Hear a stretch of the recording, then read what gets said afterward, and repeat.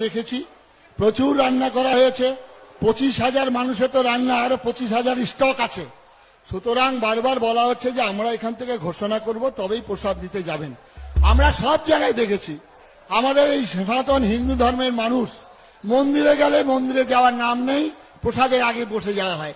আরে মুসলমানরা তাদের শিক্ষা নিন, 1 মাস রোজা থাকে, একটু বন্ধু জল খায় না। আমরা এরকম দুর্দিনে এত বড় আয়োজন করেছেন, এত অর্থ ব্যয় করে আমরা সবাই চলে যাচ্ছি খাওয়ার জন্য, প্রসাদকে আমরা পাই না, প্রসাদকে আমরা পাবো না। একটু লজ্জা লাগছে। আমি নিজে বাঙালি হিন্দু হিসাবে পরিচয় দিয়ে আজকে একটু দাঁড়ান, হাজারে হাজারে মানুষ লাইন দিয়ে সোজা চলে যাচ্ছে।